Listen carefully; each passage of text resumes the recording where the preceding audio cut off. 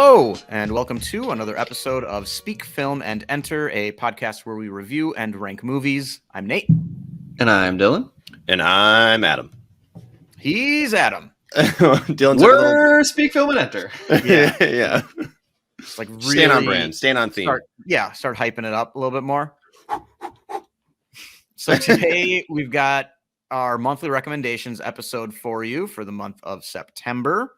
Mm-hmm. And we just started doing this in the last few months. If you're unfamiliar with it, we're just going to go really quickly through 6 different categories. And we each took 2 categories. And we're just going to recommend you a movie that's currently available on streaming. Although one of the categories is new movie, and that can be in theaters. All the other ones will for sure be on streaming that you can just watch from your home on the primary big popular streaming services. Yep. And that'll be it. We usually get through this in 12, 15 minutes, I think. So should be a pretty quick episode. And I can't remember. Do we normally run through the categories first, or do we just kind of dive in? Just in case this is new listeners or whatever, let's just say. So we do new movie, we do hidden gem, classic, a family movie, a foreign movie, and last but certainly not least, a popcorn movie. Yeah. So with that, I think we should dive right in. And I think Adam has the new movie for this month. I do have the new movie for this month. The new movie that we're recommending you go see. This is in theaters right now. This is Breaking. This is starring John Boyega, and of note, this is Michael Kenneth Williams' last appearance in film or television. He was obviously notorious or broke out into fame as Omar in The Wire. He tragically died just last year. So I'm excited. I know you guys are huge Wire fans too. Really excited to see how he does, and just can't wait to get him on screen. It's unfortunate it's the last time, but really excited to see this. Connie Britton, Jeffrey Donovan, some other names in the movie. It is a Marine War veteran faces mental and emotional challenges when he tries to reintegrate back into civilian life. So something that is, I feel like, very prevalent in the modern, at least like maybe we'll say the political sphere of America at the moment. But there's been a lot of issues with obviously healthcare and the VA and all that kind of thing for returning veterans and how they integrate back into life, post-war, post-stress situations, post-military life. Yeah, that's kind of a weird synopsis. I feel like it doesn't even really give you like kind of the hook of the movie. This is basically like a modern day Dog Day Afternoon where John Boyega's character robs a bank because the VA is fucking him over. Yeah, like I felt like it's important to. This is like a crime thriller. Yeah, I went on to IMDb and I'll see what Rotten Tomatoes has to say about it. Yeah, but I have not seen this yet, but I absolutely will this weekend. Especially, I mean, I think it just looks good anyway. But Michael Kenneth Williams' last performance, one of my favorite actors of all time. So absolutely, I need to go see this. Yeah, based on a true story. Yep. Sweet. Yeah. All right. On to Hidden Gem, which I have this month. I think this is just a perfect example, again, of a hidden gem. This is a great movie called Leave No Trace, starring Ben Fraser and Thomasin McKenzie, which is currently on Netflix. This movie came out in, I want to say 2018, and was probably a top 5 movie. Yes, Ben Foster. Thank you. I felt wrong when I said Ben Fraser. Like when I said it, I was like, that's not the right name. And 2018 is right. Yeah. And this is about, kind of back to men, veterans is Ben Foster's character in this movie. He's raising his daughter by himself, and they're living in like a national park or a state park in Washington State, which is illegal. And when they get discovered, they kind of get thrown into sort of a group home situation together, and quickly they decide it's not for them, and they take off in search of a new place to live, like by themselves out in the wild. So really, really good drama and touching movie. There are moments of this movie that are probably going to make you tear up. Great performances. This is a really, really good movie. I would recommend this to pretty much everybody. All right. Agreed. Yeah, another great Ben Foster performance. Yep.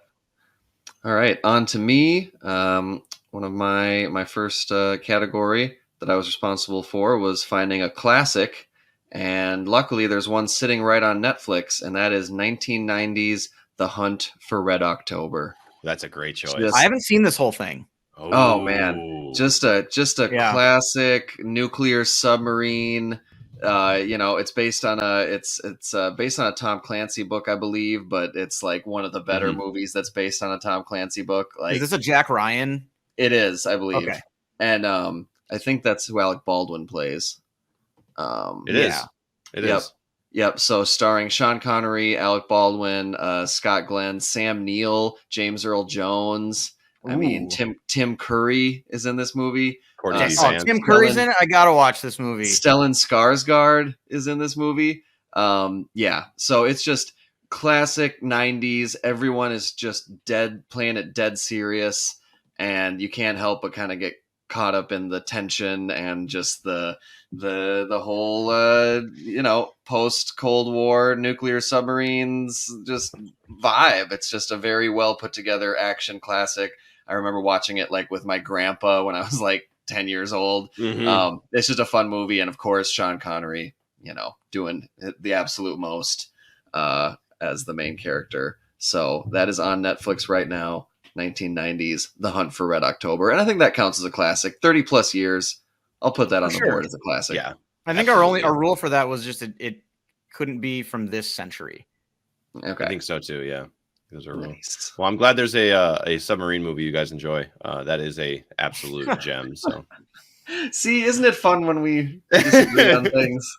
It is. I'll get back to you on whether I enjoyed this or not. I'm still on the fence on these submarine movies. So. Well, I will say this is a better movie than the other submarine movie that we reviewed on this podcast. We should just rehash that argument right now and just completely tank. I think we should have a episode top 5 submarine movies. Life Aquatic with Steve Zissou. Oh, that's number 1 for me for sure. Would Titanic count technically? No. Ooh, it would definitely not. Well, there's a submarine. That's how they find it. That's a stretch, Adam. You're gonna, I can't think of that many submarine movies, so that was a good tertiary. It's the 5th one. It would give me a reason to finally watch Das Boot. That's true. There's a really good coming of age British or Welsh high school movie called Submarine, but it has nothing to do with submarines. Yep. So yeah, and there was a handful of other submarine movies there in the early. I bet there's a bunch of them submarine. from the 50s, post World War II. Mm-hmm. Okay, well, you know what? Let's just I know you guys showed up here for the recommendations, but let's do a little research here. Let's just turn this into the submarine episode.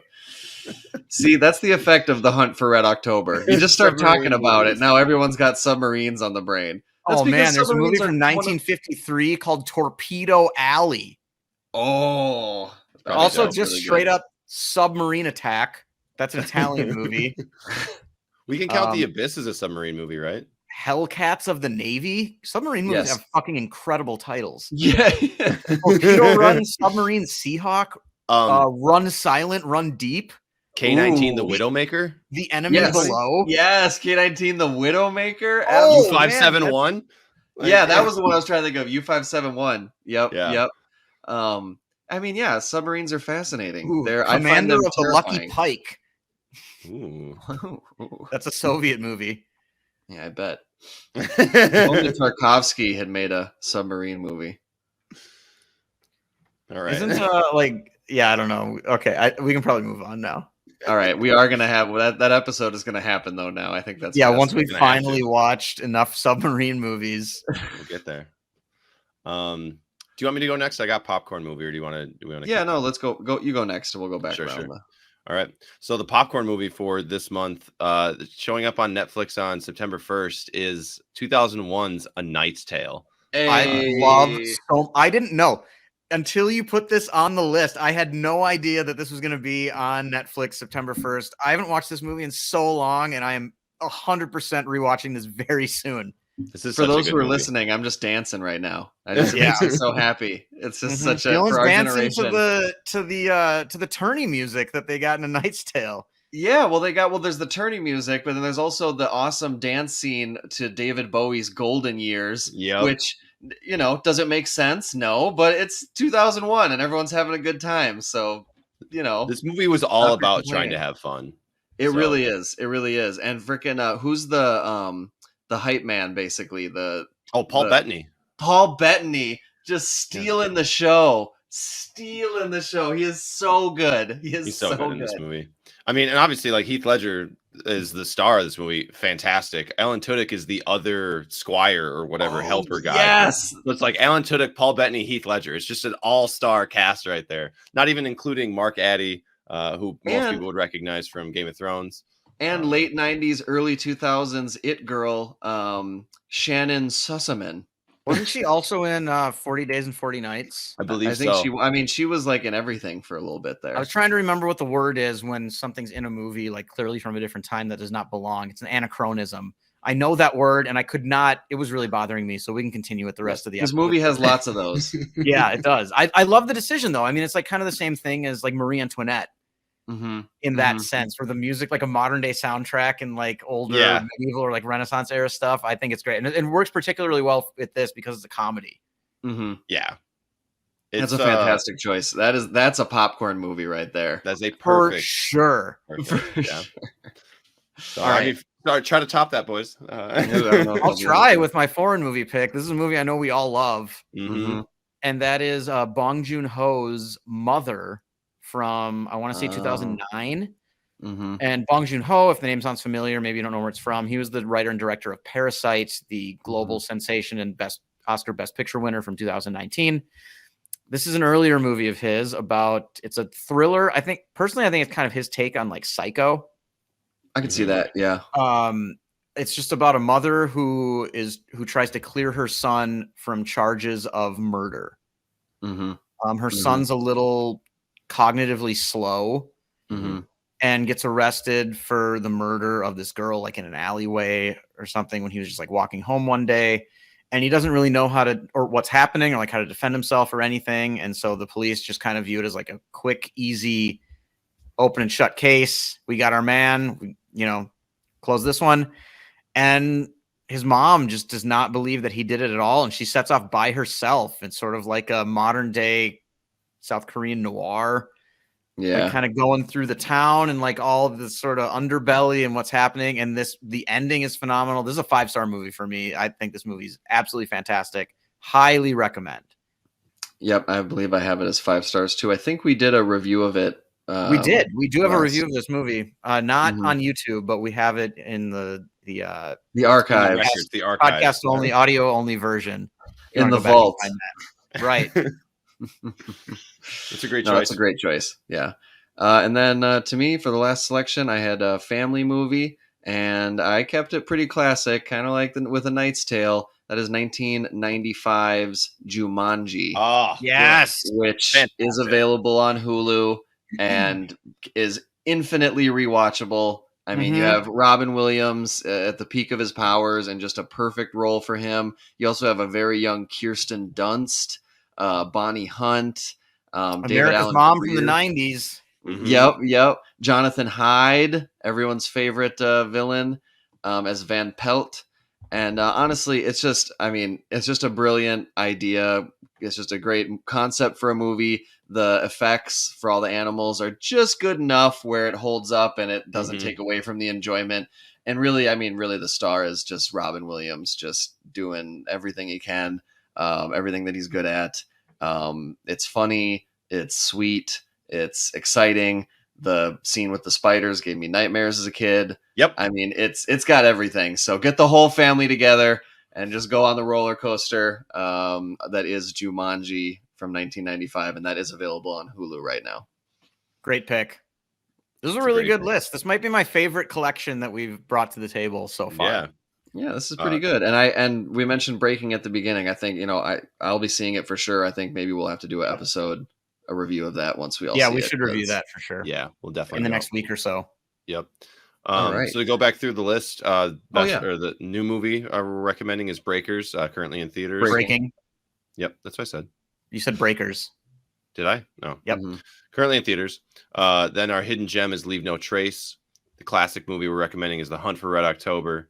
The popcorn movie A Knight's Tale. The foreign movie Mother by Bong Joon-ho. And the family movie Jumanji to round out the list. Hell yeah. Well, that's a good September right there. That is a good September. Mm-hmm. Here we go. All right. Is it my turn to put a wrap on the show? You got it. It is. All right. The rest of those who have gone before us cannot steady the unrest of those to follow.